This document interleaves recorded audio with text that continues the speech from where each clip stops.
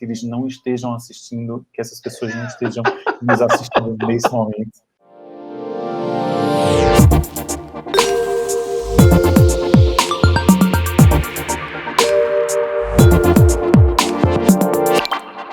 Fala galera, tudo bem? Meu nome é Iago, Design Ops Lead da Zup, e a gente está no nosso já penúltimo episódio do Design System Talks, um papo para falar sobre Design Systems de uma maneira geral. Então a gente tem chamado uma galera do mercado para conversar falar sobre bastidores, sobre além de criação de componentes, no dia a dia, dificuldades, perrengues mesmo, justamente porque todo mundo tem passado por isso no mercado e é muito importante esse compartilhamento de conhecimento. Hoje, quem eu converso é o Vinícius, da Iuse. Tudo bem, Vinícius? Olá, Iago, tudo jóia? Prazer. Prazer. Primeiro de tudo, cara, tô super feliz de você ter vindo conversar com a gente aqui. Fico super animado. E acho que antes da gente começar esse papo do Design System em si, desse universo aí tão grande, conta um pouco sobre você, sua trajetória de carreira mesmo, como você veio parar, né, na área de Design Ops, na parte de Design System. Conta um pouco pra gente. Perfeito, Iago. Então, eu sou formado, né, em Design pela UFPE, lá em Caruaru. Depois que eu me formei, eu acabei indo tentar a vida no Rio de Janeiro com alguns amigos e depois acabei encontrando, enfim, outras oportunidades aqui em São Paulo. Faço 4 anos de São Paulo agora em 2021 e eu acredito que o que me trouxe para Design Ops nesse sentido foi a minha proximidade com tecnologia. Desde a minha adolescência, assim, eu tinha blogs e era eu a pessoa que, tipo, não apenas pensava, né, na interface desses sites, mas também em como que eles seriam construídos. Então eu acabei tendo esse caminho um pouco autodidata nesse começo, com os meus 15, 16 anos. E foi por aí que eu meio que decidi fazer design também, já muito próximo aí desse trabalho atrelado à interface digital nesse sentido. Dentro da faculdade, eu fui bolsista do extinto programa do governo federal Ciências Sem Fronteiras. Eu fiquei um ano e meio no Canadá. Lá em Vancouver, eu tive a oportunidade de também trabalhar, enfim, com alguns clientes em uma consultoria de design. Então, me ajudou muito a, tipo, ter essa experiência e saber que, tipo, de fato, não, tipo, eu acho que é por aqui que eu me dou bem e que eu quero atuar, né? Desde que eu vim para São Paulo, esse entendimento de saber como que as coisas seriam construídas, mesmo em interfaces, em plataformas que eu não domino nada a linguagem, eu acho que me fez estar mais próximo, né, dessas pessoas de tecnologia e tentar trazer isso mais para as decisões que eu, enquanto pessoa designer, posso tomar. Então, eu acho que esse interesse dentro dessa área, ela vem daí, para que, de fato, eu possa estar muito mais próximo dos processos e tentar utilizar ferramentas e metodologias de design para facilitar esses processos. Não, legal demais. Cara, que legal a trajetória de ter conseguido ter pego o Ciências Sem Fronteiras e ido para outro país. Como foi a experiência? Eu acho que o choque de cultura no começo, né? Até mesmo como é o nível de mercado deles comparado com o Brasil. Como você sentiu isso? Se a gente tem coisas no Brasil hoje, que eu digo no mercado de design de maneira geral também, como é, né, do Brasil, tanto do Brasil quanto do Canadá, como foi essa diferença? Cara, eu acho que eram os mesmos perrengues. Que bom. Não existiam, né, muitas diferenças, assim. Lá eu trabalhei restritamente, assim, com pequenas empresas voltadas a sites, né, a trazer esses serviços para essas interfaces, mas ao mesmo tempo eu, tipo, percebia o mesmo nível de imaturidade, vamos dizer assim, com relação à tecnologia, com relação a uma interface, mas isso também variava de cliente para cliente. Tinham clientes que atendiam grupos mais específicos que necessitavam de um requinte, né, de um aperfeiçoamento, porque a pessoa já tinha um entendimento de que a experiência digital teria que ser tão boa quanto a experiência dada pelo próprio serviço fisicamente, vamos dizer assim. Então, rolava, né, acontecia esses dois mundos, que é o que, de fato, acontece no Brasil também. Assim. Eu fico feliz, porque o brasileiro tem muita síndrome do vira-lata, né? Que tudo que a gente tá fazendo aqui nunca é muito bom. Um dos papos que eu tive com os entrevistados, o Thiago Arrasu, e falei com o Juliano ainda hoje também, e a gente tá falando muito disso, do mercado do Brasil, tem muita coisa boa, tem muito profissional legal, a gente já tem caminhado super bem, mas a gente sempre gosta de ficar olhando lá para fora, né? Então, tem o UX Blog ali, tem o nosso UX Blog Brasil, que tem muito artigo de muito brasileiro aqui, com conteúdo rico, mas a gente fica olhando sempre, né? A grama do vizinho sempre vai ser mais verde, né? Perfeito, e é legal a gente ter, né, valorizar, ainda mais no momento que a gente tá tão difícil no Brasil, a gente tem que se valorizar como brasileiro. Porque tá difícil.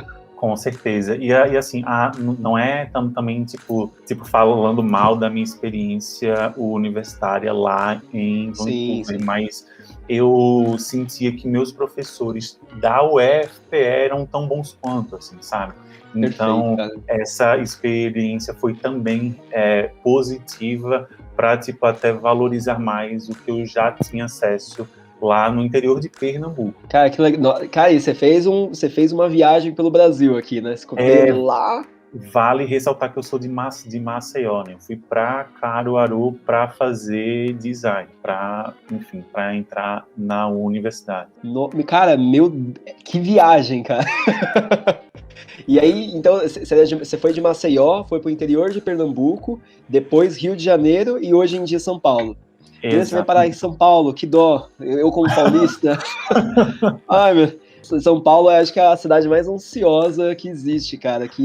Mas você tem curtido, porque assim, eu brinco, mas São Paulo tem muita coisa, né? Tipo, qualquer horário, tem muito bairro, tem muita coisa pra fazer. Eu brinco, mas São Paulo tem suas vantagens também, mas é difícil. Tem suas dores e os seus amores, né? E aí você veio para São Paulo pra USE ou você já tava... Ah, tá. Não, eu acabei recebendo uma proposta para vir para uma consultoria de tecnologia, a Banker 79. Aí depois de um tempo, acho que depois de uns 8, 10 meses, eu fui para Concrete Solutions. Lá eu fiquei por mais 2 anos, eu acredito. E aí aceitei a proposta da USE em agosto de 2019. Foi lá mesmo que, de fato, eu pude minhas experiências ali com operações de design eram muito voltadas à consultoria.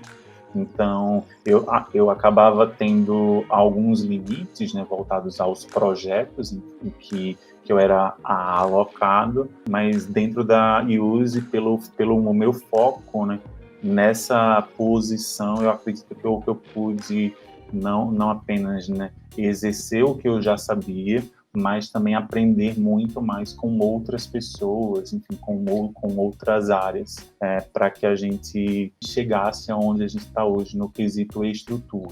Não, legal. Agora entrando realmente no assunto do Design System, como foi essa experiência com o Design System da USE? Na época que você entrou já existia um Design System, né? Perfeito. E cargo, né? Exatamente. Cargo Design System. Exato. E aí, como foi essa experiência de já ter pego, né, o bonde andando, como tava essa situação dentro da USE, se as pessoas estavam utilizando ou não. Aí você entrou, assumiu, né, essa parte do Design System, como foi essa adoção de cultura, se já tinha antes, como foi todo esse processo? Perfeito.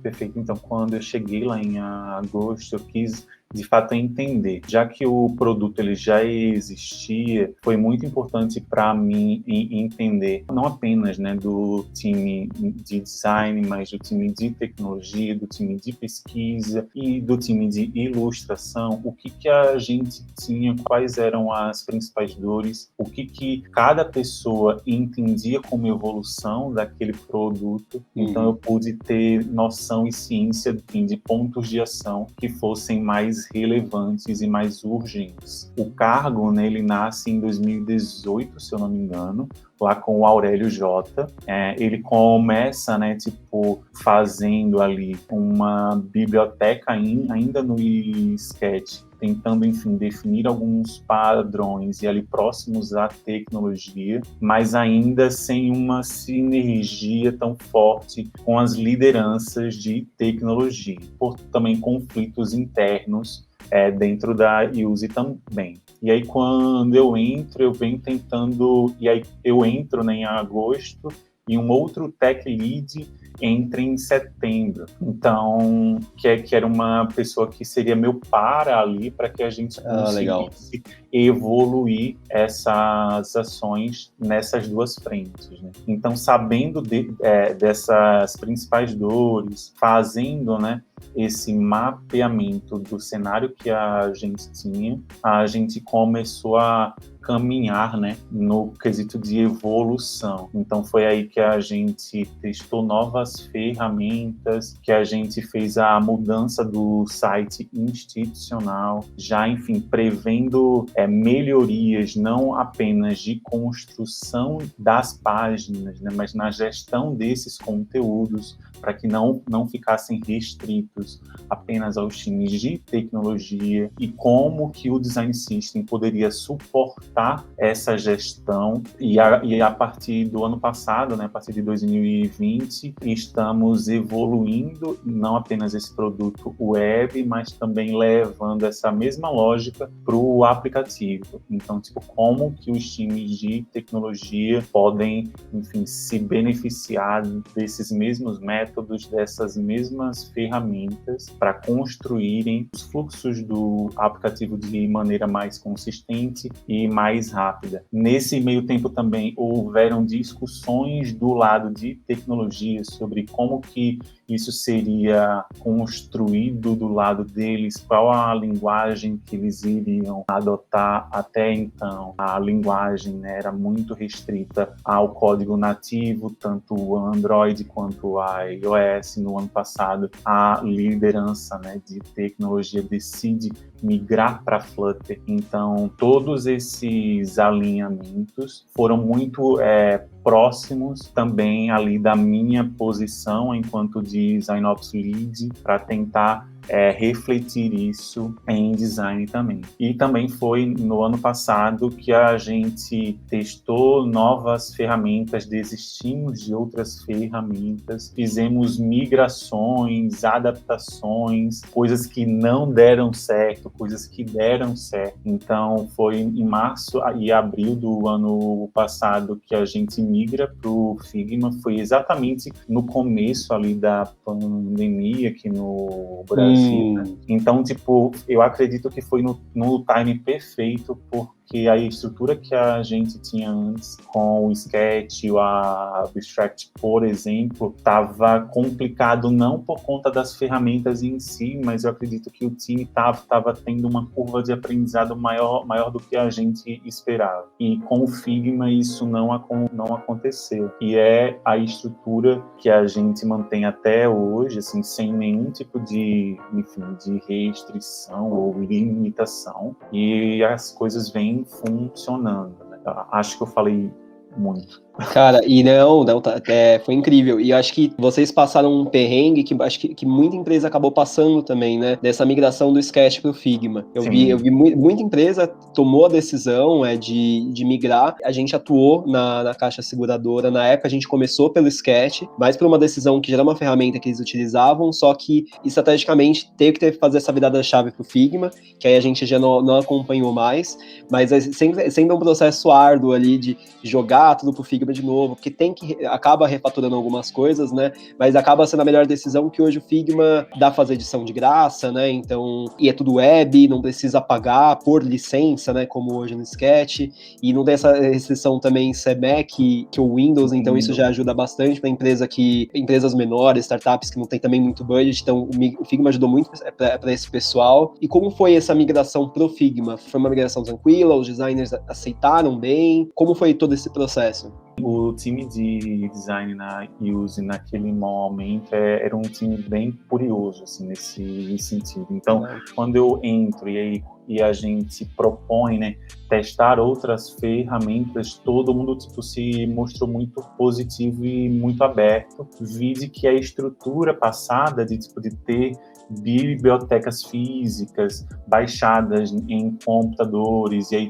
tinha que sempre atualizar manualmente, era sempre uma dor, né? Então, a partir disso, as pessoas, né, eram sempre muito abertas a testar novas coisas, novas ferramentas. Só que algumas coisas foram ficando difíceis, assim, acho que a dinâmica das squads dentro da Use era muito mais dinâmica do que a lógica por trás do Abstract, por exemplo, que é uma lógica de commit, né, de Git. Ficava muito difícil para designers conseguirem entender o que deveria ser feito e em cada momento. Né? Então, eu como liderança, eu sabia, mas eu tentava não apenas, né, explicar esses processos, mas tentar entender o porquê que aquilo não estava sendo perceptível. E aí entra um pouco o lado do designer observando os processos de design, tentando facilitar esses processos. A partir disso, a gente viu, enfim, que tinha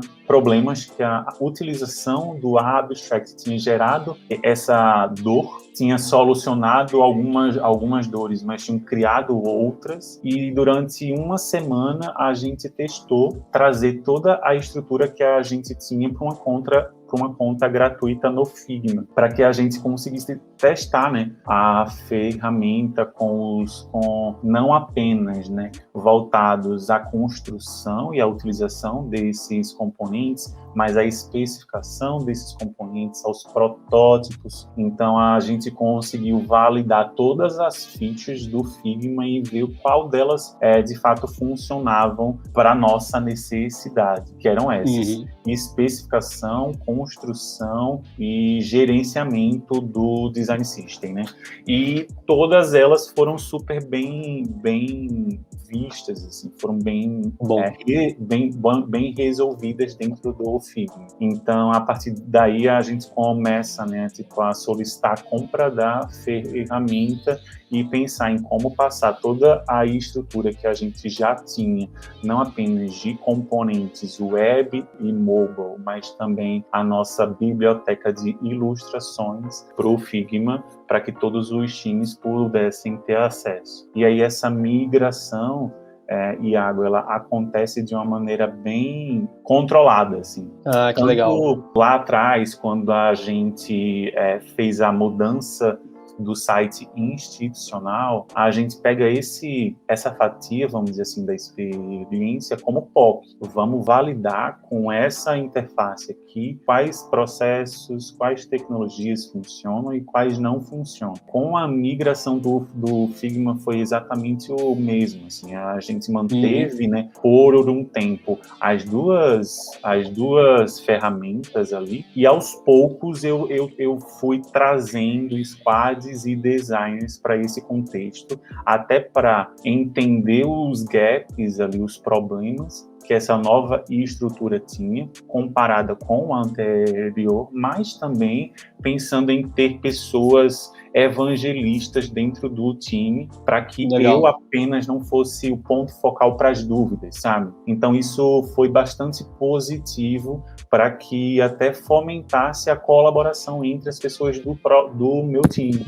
Então, foi muito positivo essa dinâmica, vamos dizer assim, e eu acho que super funcionou. Nos primeiros momentos ali, eu tive, né, que estar muito mais próximo, dando mais suporte, e fazendo isso à distância. Com o Figma, a gente não teve nenhum tipo de problema, assim, foi muito tranquilo nesse sentido, que eu acredito que com o Abstract seria um degrau mais alto para que a gente conseguisse essa facilidade. Ao mesmo tempo, as pessoas puderam se ajudar no processo, né? Fizemos também algumas dinâmicas, alguns desafios, não apenas, né, voltados ao Design System, ao cargo, e a utilização dele dentro da ferramenta, mas também a interface do Figma como um todo, tipo, trazer esse lado mais solto e menos rígido das squads, né, requerido dentro dos desafios das squads, para que essas pessoas pudessem ter esse primeiro contato de uma maneira segura, sem nenhum tipo de deadline ou pressão, para que, enfim, essa vivência com essa nova ferramenta pudesse acontecer da melhor maneira possível. E aí, tipo, desde abril, maio do ano passado, todo o time ali começou a, tipo, de fato, usar o Figma para tudo, assim, que delícia. para gestão do cargo, para utilização dos componentes, para gestão e criação de ilustrações e do catálogo de ilustrações, como também tecnologia, né, começou a consumir as especificações da ferramenta, e a gente também conseguiu fazer com que os times de pesquisa utilizassem os protótipos feitos dentro do Figma. Então, nessas ações, a gente conseguiu, no mínimo ali, cancelar outras 2, 3 ferramentas que a gente utilizava para abranger todas essas necessidades. Então, a gente conseguiu centralizar muitas das ações a partir, né, dessas decisões. Decisão é isso, né? Uma escolha é uma renúncia, assim. Então, a gente sempre teve esse olhar no sentido de, tipo, o que a gente ganha com essa mudança e o que a gente perde. E aí fazendo essa visão para cada uma dessas ações, para cada uma dessas escolhas. Isso nos ajudou bastante a chegar aonde a gente está hoje. E uma coisa que você falou muito específica aqui, que eu gosto muito, que o Figma tira barreiras. Eu já cheguei a atuar com Design System Sketch e eu sentia que pode ter o abstract, que ajuda, beleza, mas ainda parece que tem uma lacuna entre um designer e o outro. Acaba não sendo um ambiente colaborativo, né? E aí, tirando aqueles biblioteca V1, biblioteca V1.2, agora vai, biblioteca V1 final. É que parece os arquivos do Photoshop lá da época do começo de design, né? Exatamente. E o Sketch estreitava muito isso, né? Então, a chance de ter versões de bibliotecas rodando por aí, a pessoa tá usando uma versão de março, outra pessoa tá usando uma versão de dezembro, outra pessoa tá usando a versão de julho. Por mais que tenha uma governança, às vezes acaba fugindo do controle. Já o Figma, não vou mentir, eu sou bem testemunha de Figma, mas isso ajuda bastante porque, vai te dar uma dúvida, às vezes a gente nem abre o compartilhamento do Meet, vai ficar todo mundo conversando lá pelo Figma mesmo, a gente conversando por áudio e vídeo, e o Figma a gente fala, é esse componente aqui, essa coisa aqui, e, cara, isso ajudou muito, assim, pros designers, tanto antigos, né, quanto para agora. E é legal que acho que a parte mais legal que eu percebi, que você foi fazendo meio que uma etapa de discovery e migração ao mesmo tempo, né? Que você foi mapeando, fazendo ambientes controlados ali até chegar no todo. Muito legal isso. A Use foi meu primeiro contato com o Design System na época. Foi lá para 2017, 2018, com o Jota na época. E eu lembro que ele fez uma tour eu não lembro muito bem, já faz um tempo, mas ele fez uma tour pra gente ali na Use, como funcionavam as squads e tudo mais. Eu lembro que era de uma maneira bem orgânica, né? Então tinha as squads, mas tinha reunião entre os designers de diversas squads para se alinharem, ver o que foi feito algo novo, né? Na época que eu conversei com o Jota, ele estava nessa estrutura ainda do Design System, começando a preparar, então ele abriu muita coisa, foi muito legal, que foi quando na época eu trabalhava na Scala, eu voltei na Scala, eu e o meu lead, falei assim, vamos começar então, realmente a gente precisa disso. Foi muito rico pra gente esse período. E aí eu lembro que, por conta dessa organização, foi legal de ter entendido, e hoje, com o Design System já com cargo consolidado, né, já existente, como é o time do cargo, né, e a participação e a governança, né, entre designers e desenvolvedores das tribos hoje na Use. Perfeito. Então isso é vivo, assim. Quando eu entro lá em 2019, a governança ela passa para mim, né, enquanto Design Ops Lead, e o Tech Lead generalista, que era o George Boris na época.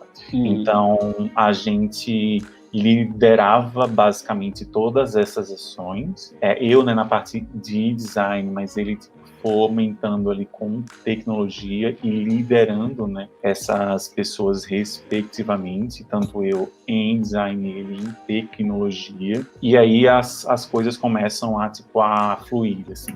Com a saída dele no ano passado, no meio do ano passado, eu começo a, por necessidade mesmo, e para, garantir a construção e evolução do produto, tento, formatar um modelo descentralizado de gestão, onde os próprios times acabam gerenciando, construindo, documentando e evangelizando sobre cada componente, né, cada necessidade. Então foi um período onde a necessidade, né, por novos componentes ela não acontecia. Tecnologia tinha bastante backlog de componentes já documentados e especificados, né, para construção, e aí quando surgia, né, uma nova necessidade, eu acabava liderando as pessoas de design a como construir esses componentes, quais eram as melhores práticas, quais eram os cuidados que essas pessoas precisavam ter para não apenas, né, construir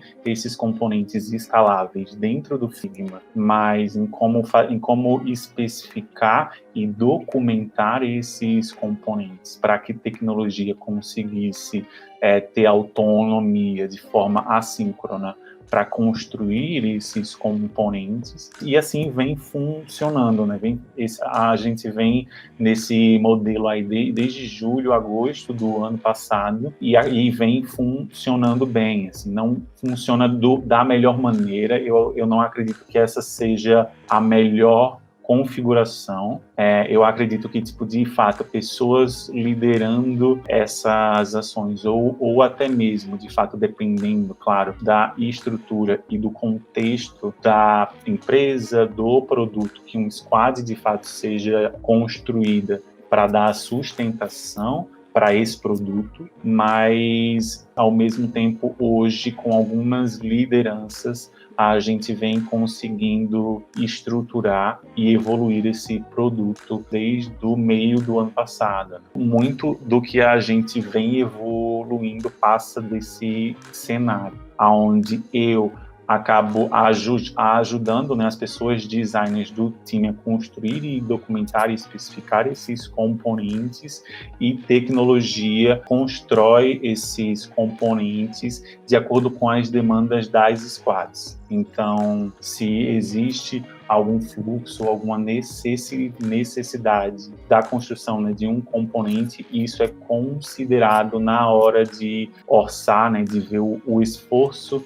de uma task dentro das squads. Pô, cara, legal demais. Deixa eu ver se eu entendi. Aí tem o Design System, né, a estrutura dos tokens e componentes, né, e aí vocês têm uma divisão entre componentes mais básicos ou base. Uma dúvida que eu tenho, e acho que acaba variando muito de empresa para empresa, né? Cada squad, por exemplo, o designer criou um componente novo aqui, um fluxo, um componente específico ali de seguro, por exemplo.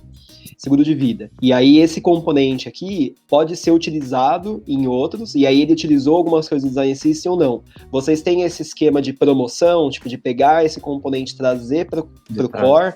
Aí também tem essa mescla, existe componentes que são do Design System, né, e que não são. Como funciona esse... Nem a organização, né, a estrutura mesmo do dia a dia, né? Perfeito.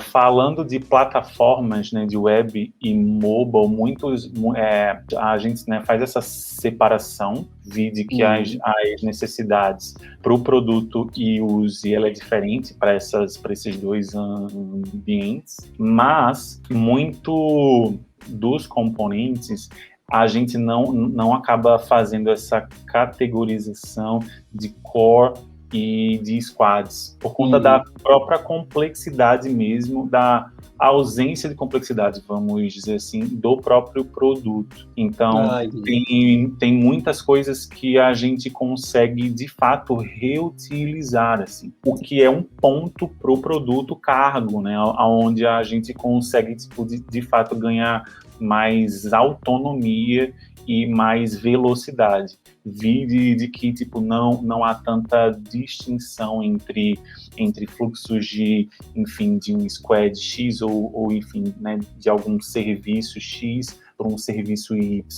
dentro do próprio produto. Então, isso acontece de maneira mais orgânica. Temos, sim, componentes que são 3 ou 4, vamos dizer assim, que eles contemplam em todas as interfaces, seja web, seja mobile. Ao mesmo tempo, existem especificidades de cada plataforma. Não sei se eu me fiz claro, mas é isso, assim, a gente acaba não tendo esses níveis de complexidade por conta da simplicidade do próprio produto mesmo. Sim, não, faz sentido, porque para que limitar tanto, né, às vezes quando são produtos mais simples, não precisa ter essa granularização, que aí também perde um pouco esse processo orgânico que vocês já têm como time, né? Vocês hoje têm um chapter de design e esses encontros entre designers e mesma coisa para desenvolvimento, ou como funciona isso? Cerimônias mesmo de time. Perfeito. Hoje temos cerimônias, não apenas, né, de design critique, que é onde a gente consegue não apenas avaliar a interface, né, e a reutilização desses componentes, mas de fato ver se o fluxo ele faz sentido ou se ele não faz, se há ali algum problema de fato de usabilidade. A gente também tem encontros onde a gente compartilha, né, de fato essas novidades. A gente tem canais no Slack específicos para divulgação de novos componentes, de tutoriais sobre determinada ferramenta. A gente vem usando bastante uma ferramenta chamada Loom para gravação de tutoriais, de utilização, vamos dizer assim, de novos componentes, de novas ferramentas, para que as pessoas consigam ver aquilo de maneira assíncrona também, né? Acho que é uma dor, né, dessa mudança forçada para o trabalho remoto, vinda, né, muito do ano passado para cá, trouxe aí um excesso de encontros, um excesso de reuniões. Então, quando a gente consegue trazer, né, essas pílulas de conhecimento de maneira assíncrona para que as pessoas de fato consigam ter tempo para não apenas, né, participar desses encontros, mas ter tempo de fato de produzir, não é produzir, mas tipo, também não é trabalho, porque reunião também é trabalho, mas de fato de fazerem as suas ações, enfim, os seus compromissos, a gente vem fazendo. Então a gente se suporta bastante no Slack, na documentação do cargo. Ela é hoje feita pelo Eagle-Height e nas gravações do Loom, que é, enfim, que para mim, assim, é uma ferramenta, nossa, ela salva vidas, assim, ela é um divisor de águas. Cara, eu não conhecia. Ela, tipo, ela grava a sua carinha e a sua tela, e aí você vai mostrando as coisas, e é super simples, e quando você acaba de gravar, o vídeo já está disponível num link. Loom, chama loom.com. É bem intuitivo, assim, e ela é meio que feita para treinamentos, assim. Então, acho que casa muito com a necessidade de, tipo, compartilhar informações, aprendizados, enfim. Cara, que legal, não conhecia, porque realmente se levantou um ponto que acho que é uma dor que muita gente está sentindo, inclusive acho que o nosso time também, é de excesso de reuniões, né? Então a gente até brinca, fala assim, putz, essa semana, final de sprint, vamos tentar fazer uma dieta de reuniões aqui. É legal, né, ter conhecimento dessa ferramenta, porque às vezes são perguntas pertinentes, que às vezes é de mas pode servir para outros e fica, né, registrado no lugar. Cara, eu vou super pesquisar essa ferramenta depois, muito legal mesmo. Que é realmente uma resolução pro que a gente tá passando. O que eu sinto hoje da pandemia, com o trabalho remoto também, que é aquela conversa, às vezes, do lado da mesa, tá trabalhando, tira uma dúvida, aquela troca de conhecimento morre um pouco, né? Então as pessoas, a gente sente aquela necessidade, putz, tem 5 minutinhos de, cara, rapidinho uma reunião, aí às vezes acaba se estendendo, e acaba sendo normal, porque a gente acaba sentindo necessidade também de falar com as pessoas, mas legal saber dessa ferramenta também para otimizar o processo, né? Ela ajuda bastante, inclusive na documentação também, assim. Então, a gente não restringe, tá? Até porque eu acho que as informações textuais, elas são muito mais fáceis para que você consiga buscar, seja dentro do Slack, seja dentro até do próprio Figma, assim, porque é texto, né? Então fica mais fácil de você indexar esses conteúdos, mas tem coisas que realmente fica difícil, tipo, maçante de você escrever. E eu acredito que, tipo, com o vídeo a gente ganha ali um suporte maior. Cara, que legal. Com certeza, a gente vai ter que. Eu vou divulgar e enaltecer pro Brasil todo aí. Porque Por favor. muito legal, cara. E aí eu queria até levar agora. Aí já começo com uma dúvida em relação ao Loom em específico. E já emendando pra documentação. Hoje, os vídeos do Loom ficam na documentação do Zero Height ou fica nessa plataforma? Isso, eles ficam no Slack, eles ficam no Zero Height, eles ficam tipo aonde faz sentido, ou até no Notion, que é também aonde a gente centraliza bastante informações sobre o capítulo. Então fica tipo aonde faz sentido que esses vídeos, né, que essas pílulas fiquem. A gente vem estruturando bastante nosso onboarding nesse sentido de tipo trazer não apenas, né, as principais ações ali, os principais acessos, esse passo a passo, né, de uma nova pessoa entrando no time, mas também utilizando do Notion, utilizando o próprio Slack, o próprio Loom, para tipo, facilitar aí essa chegada de novas pessoas no time. Cara, e o Notion é maravilhoso também, né? Nossa, como eu amo essa ferramenta, sério. A gente utiliza para organizar a coisa interna do time, meu Deus do céu, e é de graça, parece que eu tô sendo pago pelo Figma, tá sendo nossos patrocinadores aqui do Design System Talks, patrocina a gente aqui, brincadeira. Não, é que a gente realmente foi uma ferramenta que ajudou muita gente, não só para registrar coisas do time, processo em si, mas também pesquisa, cara. A gente adaptou um modelo que a gente tinha visto da conta azul de Atomic Research, e a gente fez uma adaptação pro dia a dia ali, né, utilizando alguns conceitos da Atomic Research dentro do Notion, cara, tem ajudado muito a gente. Desenvolvedor utiliza, desenvolvedor tabula. Pra mim foi super rico, assim, foi uma coisa muito legal que a gente conquistou. E graças ao Notion, é uma ferramenta super gostosa de mexer. Eu uso pro pessoal, uso pro profissional, uso pra tudo hoje. Da documentação em si, hoje então vocês usam o Zero Height, né, para documentar. Como é a governança disso? Quem documenta?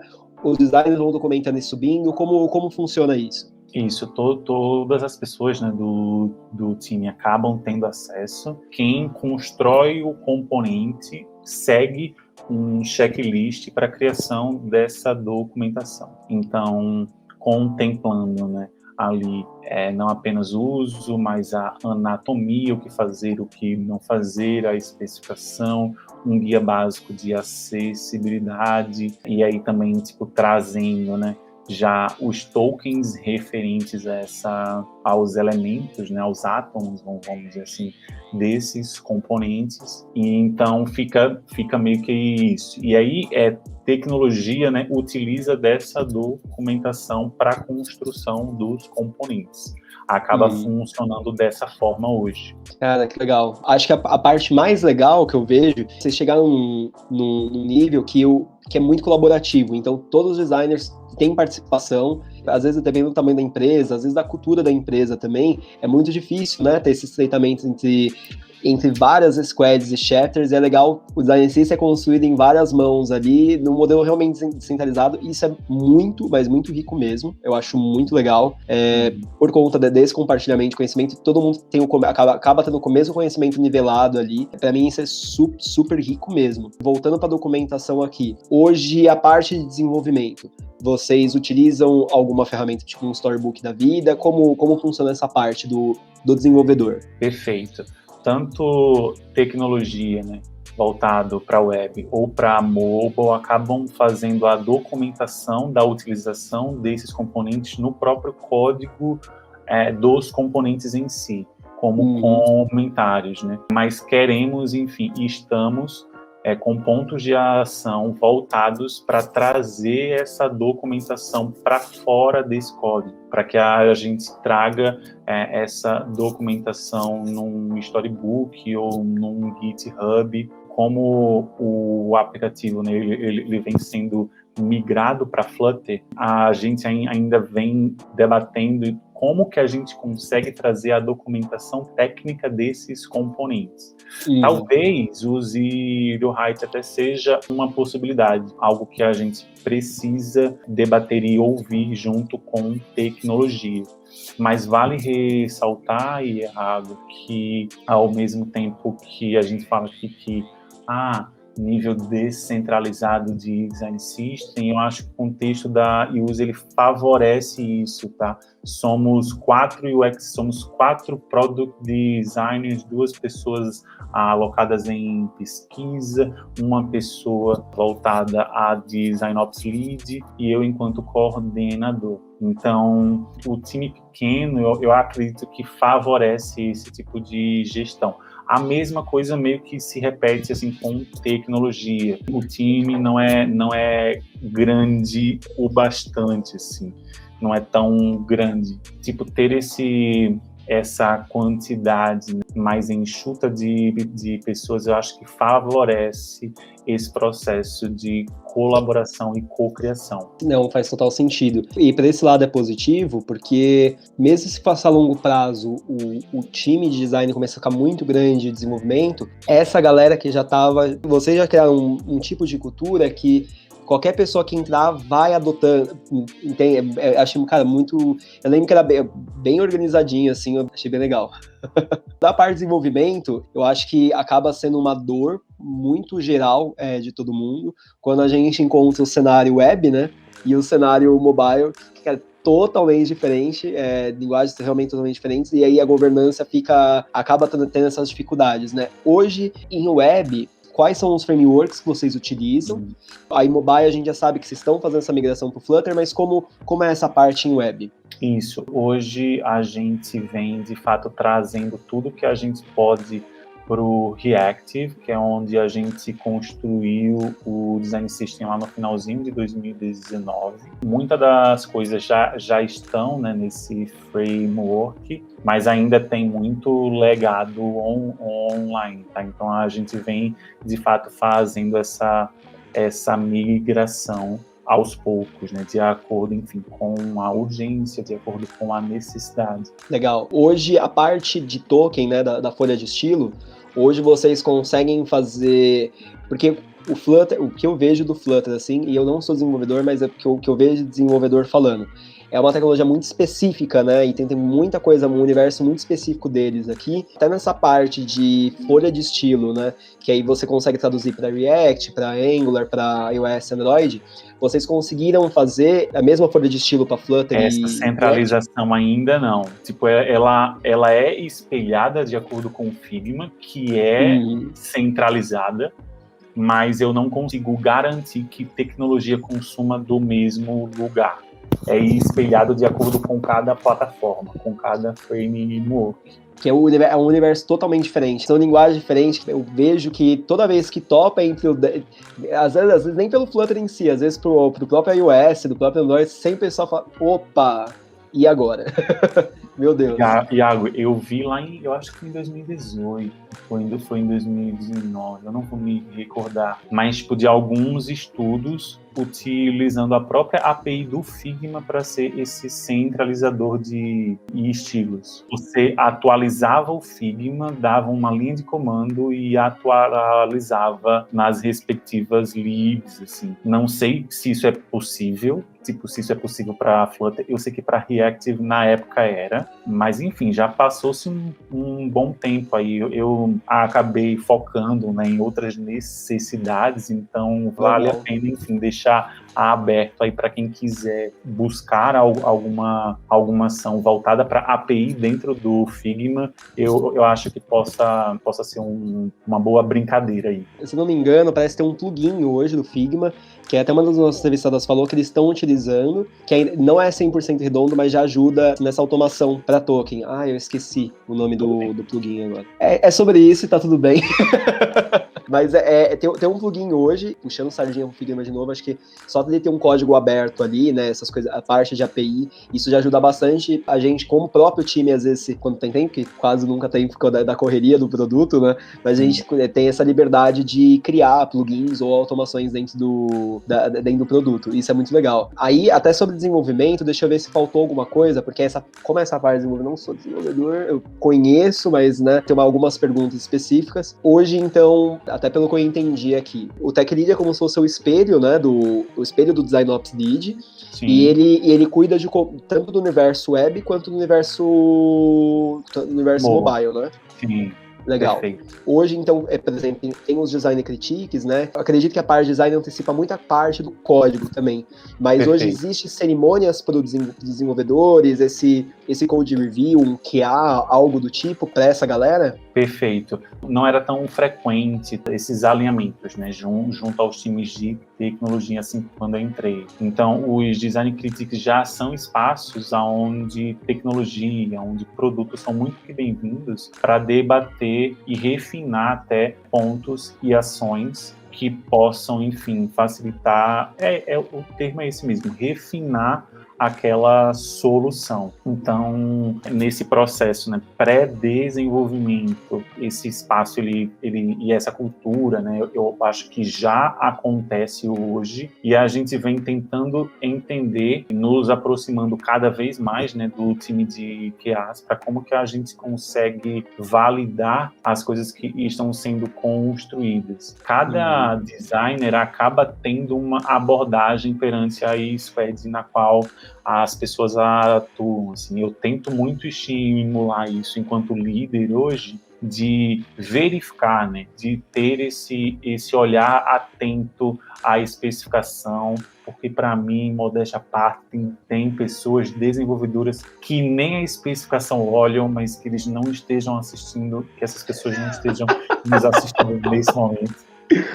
Mas que, tipo, que... Eu tenho uma surpresa pra você, os desenvolvedores da Yuzi estão aqui, tá brincando? Não, tô brincando, pelo amor de Deus. Que, tipo, de fato tem esse olhar, né, mais atento ao que foi construído, que, tipo, de fato tente ver, né, esses fluxos emulados em diversos dispositivos para ver a ancoragem dos elementos, a distorção, né, se está acontecendo, enfim. É algo que eu estimulo, mas ainda não está dentro, enfim, de uma linha de processo tão estruturado quanto eu gostaria, sabe? Sim, sim. E acaba que, às vezes, quando entra no universo de desenvolvimento, às vezes a gente como designer, a gente viaja, a gente fala, a gente idealiza, não sei o quê, e eu percebo que quando a gente fala com o desenvolvedor, tem que ser o mais literal possível, né? Porque se a gente viaja um pouquinho mais, fica muita coisa nas entrelinhas, e aí cada desenvolvedor interpreta de um jeito. Então, realmente, é um terreno, assim, que é muito... Eu acho que acaba sendo uma via de mão dupla, assim, da mesma forma que o designer tem que se adaptar para falar com o desenvolvedor também, acho que tem que se adaptar para falar com o designer, e eu acho que o Design System, ele cumpre muito bem esse papel, né? Que, como a anatomia é espelhada, dois lados acabam cedendo, porque a gente sabe que design é uma raça chata também. A gente fala desenvolvedor, mas a gente com design, a gente é uma raça insuportável também. Mas isso é realmente muito importante, mas é dia a dia, é cultura, não tem muito o que fazer, né? E é muito, tipo, às vezes, do perfil, né? Que é um mercado de desenvolvimento já há tempo, assim, acaba sendo complicado mesmo. E quando essa magia ela acontece, é simplesmente incrível, assim. Tipo, eu já tive algumas experiências onde essa sinergia entre design e tecnologia era muito vivo e o produto, assim, evoluiu muito bem. Então, de fato, assim, não é algo fácil, mas quando acontece, os benefícios são muito perceptíveis. E, cara, não é uma delícia quando você tá vendo assim, o designer falando, o desenvolvedor falando, é que o Brand Primary, eu tô mudando pra tal. Aí o designer fala, não, realmente, que o Brand Primary, fala, meu Deus do céu, tá todo mundo falando mesmo, We Are the World ali, negócio, que coisa linda, cara. Eu acho que o termo design tokens, né, essa primeira parte da estrutura O que eu vejo que às vezes as pessoas já, vamos para componente direto, vamos desenhar botão e tal, mas o design token é tão importante justamente por conta disso, né? Que, pô, a mesma linguagem, e ainda quando você envolve o desenvolvedor junto, né, nessa criação dos tokens, né, das variáveis, cara, já antecipa tanta coisa que na hora que vai criar componente, se há alguma mudança de marca, se há alguma mudança de processo, os tokens estão, né, eu vejo hoje como a base, cara, de uma pirâmide, assim, sabe? Ele que sustenta os componentes design system, e não só na parte técnica, mas na parte de cultura e comunicação, né, com os desenvolvedores. Isso é muito legal ver quando a gente vê acontecendo entre os dois universos ali, né? Perfeito, e isso é muito bem visto no trabalho remoto, assim, eu acho que isso favorece muito, porque seria muito mais fácil usar uma outra linguagem num modelo de trabalho físico, mas no modelo remoto ter os tokens facilita muito mais.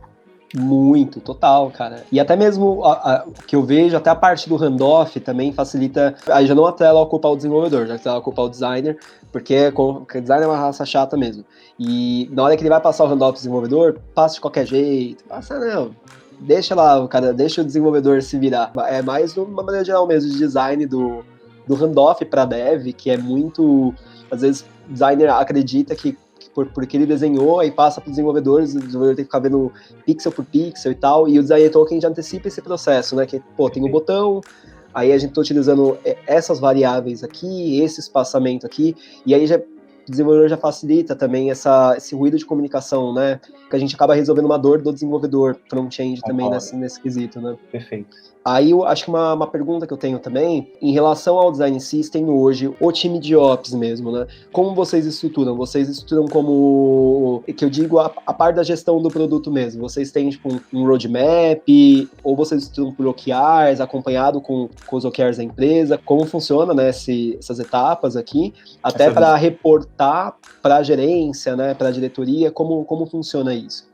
Perfeito. A gente vem desde o início desse ano, né, trabalhando com OKRs para acompanhar a evolução desses produtos, desse produto em específico, né? Só que, enfim, a nova pessoa de Design Ops da Use, ela entra agora em julho, perfeito, daqui a algumas semanas, e aí eu quero, de fato, puxar bastante essa visão. Como a gente vinha atuando nos anos anteriores e nos quartos anteriores, eram muito voltados a pequenos projetos, tá? O que a gente consegue entregar nesse ano e quais que vão ser as entregas entre quartas. Então, a gente hoje acaba não conseguindo tanto cuidado, né, tanto olhar com a utilização dos componentes, com a reutilização, o que a gente sabe da recomendação de tecnologia, de utilizar esses componentes, principalmente, né,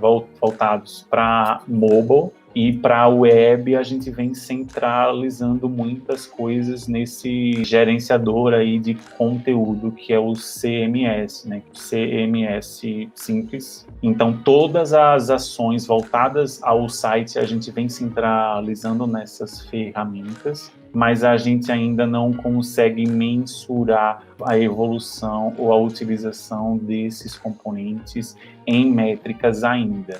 A gente entende a necessidade, a gente percebe os impactos e diretoria enxerga valor nesse produto, não apenas, né, a diretoria de tecnologia, mas a diretoria de produto e design. Então a gente acaba não tendo essa necessidade de justificar ainda.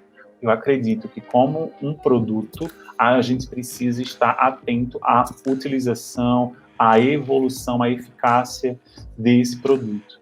Então, é um dos pontos aí que eu pretendo, como líder, evoluir esse produto nos próximos meses, nos próximos quartos. Cara, legal demais. Acho que um ponto que você levantou ali, que é muito importante, eu acho que facilita até para outras pessoas utilizarem os produtos da empresa, é o CMS, né? Tipo, atrelar o design system com o CMS, isso ajuda bastante, né? Que também diminui um pouco a parte de toda vez que precisa de uma alteração, precisa subir no HTML, colocar em stage de produção, CMS já vem para facilitar isso, né? Como funciona essa parte hoje para vocês? Isso. Vocês têm um CMS específico? Vocês criaram do zero esse CMS? Como foi? Não. Ele é um CMS do próprio mercado, chama Dato, eu acredito. Uhum. E ele consome, né, não apenas os componentes, mas sessões para a construção dessas páginas. Então, times, né, de marketing, de produto, de design, tem acesso a esse CMS e a gente mesmo tem a autonomia, vamos dizer assim, de construir essas páginas e publicar essas páginas. Por essa ferramenta também a gente consegue automatizar bastante a performance em SEO dessas páginas. Então, Sim. já automatizou, né, vamos dizer assim, uma etapa desse processo, mas ainda tem algumas limitações, assim. Eu percebo que alguns designers ficam aflitos em tipo, putz, mas a gente poderia fazer assim, poderia fazer dessa forma. Aí eu questiono, leva para a sua pessoa PM para ver a possibilidade de priorizar a evolução de uma determinada seção, de um determinado componente. E isso é super possível, mas é um alinhamento que, infelizmente, a gente não consegue ter apenas com o time de design. Uhum. É tudo uma negociação, né, entre áreas e entre times. Então, isso facilita muito. Tipo, a última contagem que a gente fez, a gente já tinha 144 páginas no CMS. Então, tipo, sei lá, qualquer times da use poderiam fazer qualquer alteração nessas páginas sem uma pessoa de tecnologia para, enfim, mexer no código, alterar alguma informação e atualizar essas páginas em produção. Pô, legal demais. Eu acho que você levantou um ponto, que aí eu não vou estender muito, mas é muito legal. Como essa parte de design, né, atrelado com o CMS, impacta em SEO, né? E hoje, eu sei que não tem nada a ver com design system, mas é muito legal falar como o SEO hoje, né, essa parte da organização do Google tem acompanhado muito mais UX do que boas práticas de SEO, né? E isso é super importante, mas eu não vou estender, que é meu lado growth falando aqui. Mas cara, é muito legal. Por isso que é tão difícil ter hoje produtos com CMS, então, e isso facilita muito, muito, muito mesmo, assim. Por isso que eu queria ressaltar esse ponto que foi bem legal. E, Vini, hoje, aí pensando no mercado de design system hoje no Brasil, né? A gente falou um pouco sobre o mercado de design no começo, né?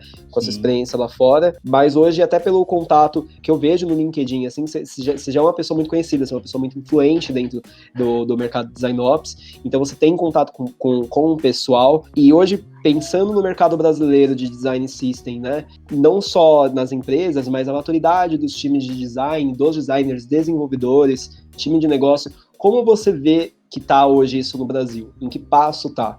Eu percebo que é um tópico importante e relevante, principalmente para produtos digitais, né? Mas eu percebo que é um tópico relevante para empresas ou produtos com nível de entendimento de produto já fechado, já robusto, no sentido de que e startups ou, enfim, pequenos produtos que ainda estão em validação do seu próprio modelo de negócio, acaba não sendo tão positivo, porque o nível de experimentação ele precisa ser muito rápido, né? Talvez para esse cenário ter apenas ali a definição dos tokens facilite, enfim, essa velocidade e essa experimentação voltada ali ao crescimento e ao embasamento do próprio produto. Para as empresas que são novas, né, mas que já entendem e já compreendem mais as limitações do seu produto, eu vejo que é um tema super importante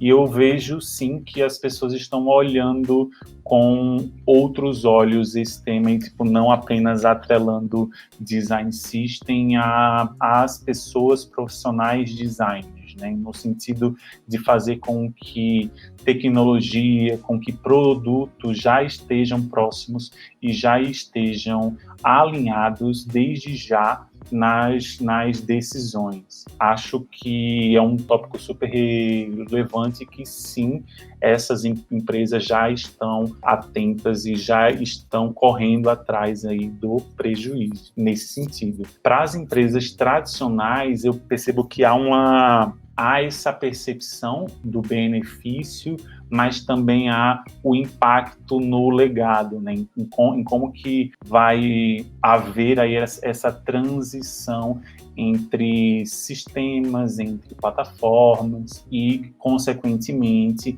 entre experiência, entre interface. Então, é um nível mais profundo de complexidade e de dificuldade que, enfim, que acaba impedindo um pouco até a velocidade e a evolução desses produtos. Cara, perfeito. Você levantou um ponto que é super importante.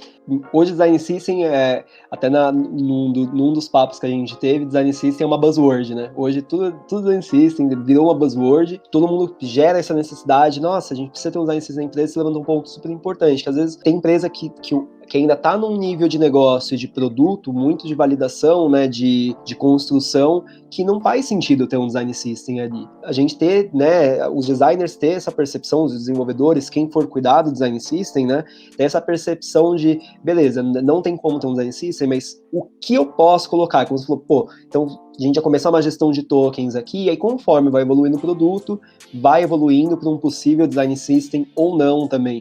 Isso é muito importante ressaltar, porque acaba gerando esse hype do Design System e todo mundo quer colocar Design System em tudo, né? Então é muito importante. E sobre essa maturidade do mercado também concordo. O que eu fico super feliz, assim, que se olhava 4 anos atrás, procurava Design Ops no LinkedIn, tinha uns 5, 6 gato pingado, assim, e aí tinha uma galera de outro país, e hoje você procura Design Ops, cara, tem um monte de brasileiro, tem um monte de artigo, tem muita galera bacana aí no mercado, tem gente mais conhecida, tem gente menos conhecida, mas hoje tem um mercado muito grande. Eu acho que por isso que surgiu essa necessidade de criar esse programa, justamente para estreitar a relação entre a gente no mercado, porque apesar de ter muita gente hoje, Design System ainda é muito mato, sabe? A gente ainda tá muito no começo de uma coisa muito grande. E é muito legal, cara, daqui a 20 anos não, daqui um pouco menos, daqui uns 5, 6 anos, a gente olhar para trás, todo mundo, assim, da comunidade, falar assim, nossa, lembra quando a gente sofria por isso e aquilo, e hoje virou um beabá? E isso é muito legal, por isso que trazer esse programa pra gente foi importante, porque uma coisa que acho que todo mundo carrega um pouco a síndrome do impostor, ou a grama do vizinho sempre mais verde, de olhar e falar assim, nossa, como o Design System do fulano tá rodando super bem, como o Design System do fulano tá assim, eu não tô conseguindo, eu tô passando um monte de dificuldade, putz, vou desistir. Nenhum Design System é perfeito, nenhum Design System tá 100%, a gente passa por muito perrengue, a gente bate muito na tecla, a gente chora muito, a gente desespera muito, se descabela, e tá tudo bem, e é isso, e tá todo mundo junto aqui. Design System Talks tá aqui também pra trazer isso pra vocês, porque tá todo mundo no mesmo barco. Tá todo mundo no mesmo barco e cara, é isso, sabe? Nem digo muito pra galera que já tá no mercado de design ops hoje, mas pra quem já tá se interessando pela área de Design System, pra quem tá começando essa área e fala, tô começando a estudar o Design System, esse perrengue, qual recado você daria pra esse pessoal? Perfeito. Eu diria que é tudo questões de teste e experimentação.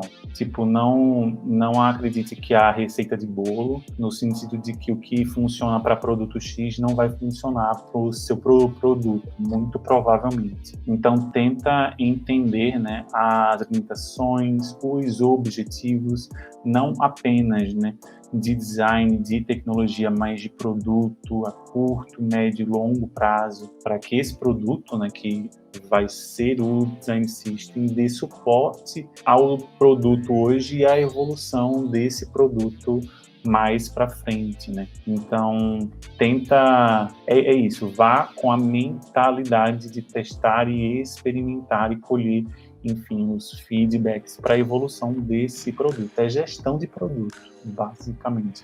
Perfeito. Cada vez mais a gente levar isso, que o Design System é produto, e a gente pensar como gestão de produto, para mim é super importante. Todo mundo tem tem que ter esse tato realmente na gestão do design system, porque quando você começa a olhar com o produto, você esquece que não tem receita de bolo para o design system. Você vai ter que montar o produto de acordo com a sua empresa e ele vai se moldar ali, né? Com base no que você pesquisar da cultura da empresa, os designs, os desenvolvedores, as dores ali latentes. Realmente, cara, isso é a chave. E acho que eu queria, primeiro de tudo, queria agradecer a sua participação com a gente. Foi muito rica, muito legal trazer o desafio. E, cara, adorei sua trajetória, que você rodou o Brasil todo e foi pro mundo, né? Então, a pessoa cara, cigana. É um cigano mesmo, que você foi até pro Canadá, menino. É outro nível aqui. Não, e é carreira internacional ainda. Não. Cara, obrigado mesmo pelo tempo. E ainda mais uma sexta-feira, fim de tarde, nesse frio ainda, ter disponibilizado, ter conversado com a gente. Se você, cara, quiser divulgar links de redes sociais suas, até mesmo, por exemplo, se vocês têm vagas abertas hoje na Use, cara, é o momento aqui. Perfeito. Pessoal, eu queria agradecer mais uma vez aí pelo convite, pela participação. Peço para que todo mundo possa seguir o perfil do time, né, de design da Use no Medium, seguir nosso perfil também no Instagram. A gente divulga vagas e outras coisas por lá também. Meu LinkedIn está super aberto também para que a gente possa fomentar ainda mais a cena e a troca de conhecimento de design system no Brasil. Cara, perfeito. Mais uma vez, obrigado. A gente vai ficar por aqui do Design System Talks. Vai ter episódio essa semana, a gente tá nesse penúltimo, né, que a gente tá gravando hoje, e vai ter mais um próximo, aí a gente encerra a temporada, só que a gente já tá vendo outras galeras já, pra gente continuar sempre fomentando esse papo, que, meu, é super importante mesmo, e tá todo mundo junto, sabe, nesse momento tão importante que tá passando na tecnologia que eu vejo, sabe, com o Design System. E operação, né, no geral. Obrigado, Iago. Forte abraço. Você também. Tchau, tchau.